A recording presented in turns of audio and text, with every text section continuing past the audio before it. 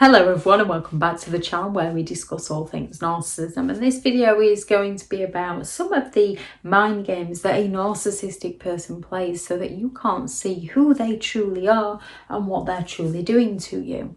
And one of the first game a narcissistic person plays in the beginning is listening to you, getting to know who you are as a person and the things that you would like out of life so that they can mirror you, so that they can sell you back to yourself like for like, so that you feel like you've never met someone who understood you so much because they're listening to you and because they want all the same things as you. And they've done this so that they can future fake with you, so that they can get you dreaming of an ideal of the future that you're going to build together and work towards and work on, to create that desire within you to achieve that goal together. However, due to their mirroring, you don't recognize that it's not a desire of theirs. They don't want those things.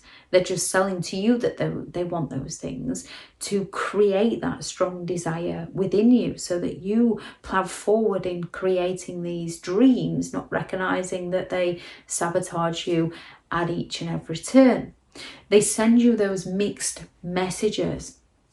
When you do something right by them, they reward you. And when you don't do right by them, they punish you, they fall silent on you, they mock you, they humiliate you. However, they find a way to blame you. So they mock you and then they turn around and accuse you of not being able to take a joke. I'm only joking. What's your problem?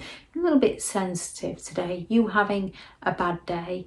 And then if all else fails, a narcissist falls silent and fails to communicate. So you ruminate about what you've done and go chasing after them and go apologising to them so that they're gaining that attention. And then when they get the attention that they want, they go all out to reward you. Narcissistic people can go all out to bait you to do this. They're going to go all out to provoke you any way they can in order to gain a reaction from you so that they can stand back and say, wow, what's wrong with you? I didn't think you could talk to me like this. So you're the one that then feels bad because you take responsibility for your behaviour and don't recognise the bigger picture, the lead up to events. And they can also bait you by treating you so well in order to get that praise and that attention from you. Narcissistic people tend to breadcrumb you. What they're looking to do is give you just enough hope to hang on to absolutely nothing.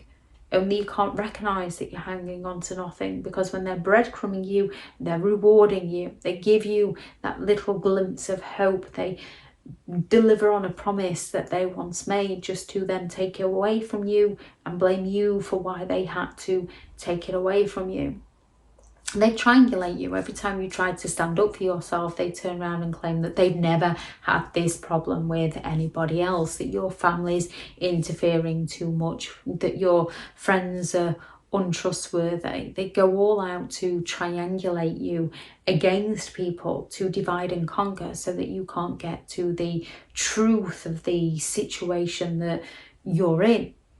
They exaggerate any minor detail of anything that they have ever done well, anything that they have ever done good. They exaggerate, they turn around and they claim, after all I've done for you, so that you're the one that questions whether you're being appreciative enough of them or not, so that you're the one that tells them how amazing they are and how grateful you are that they've done the bare minimum that they've done for you.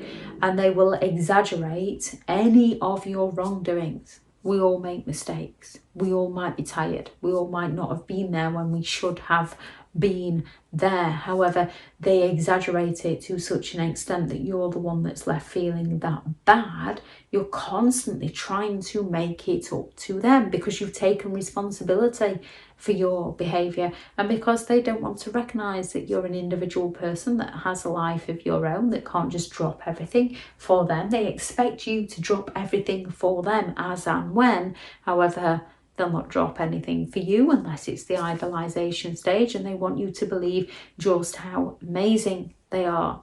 And then they're going to gaslight you. so that you feel like everything is your fault. They're going to turn around and claim that you're the one that's being too sensitive, you're the one that's overreacting. They're going to claim that something never happened that did actually happen. They're going to claim that they never said that, even though they said that. They're going to promise to do something for you, and then fail to deliver, and then just turn around and claim that, well, you're the one that forgot to remind them. However, if you do remind them, they're going to accuse you of being too demanding. So it's that catch-22 where no matter what you do, you're going to be wrong. If you remind them, you're wrong, you're being too demanding, you're making it all about yourself. If you forget to remind them, it's all your fault because you're the one that forgot to remind them, because they do not take responsibility for their behaviour. Instead, if there is any form of perceived judgment from another person, they go all out to find a scapegoat to blame, so they can remove any feelings of shame, because they've got everybody judging the scapegoat's reactions to the narcissist's behaviour, so that the narcissist can continue to get away with their behaviour and exploit everybody around them.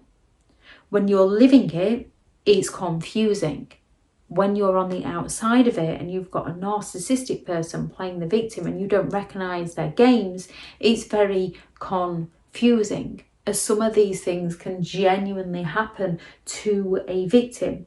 However, narcissistic people create a reality where you are the victim. However, they do it in such a manner so that they can play the victim to everybody around them. So you're the one that's left feeling ashamed, you're the one that's left feeling crazy, you're the one that's left feeling like no one will believe you, and a narcissistic person will tell you that no one's going to believe you. Who's going to believe you? And as they have no shame, they are more than happy to play the victim so that they can discredit you, so they can ruin your reputation, so they can get everybody judging you, and also so that they can lap up the sympathetic attention.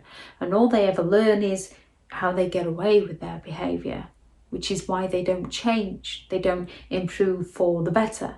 They change for the worse. The more you forgive a narcissist, the worse their behaviour gets, as they just learn how to get away with it. They learn how to manipulate people better, and they learn to get what they want easier. When it comes to dealing with narcissistic people, we can often think, well, how come it never catches up with them? It does. They have to live with themselves.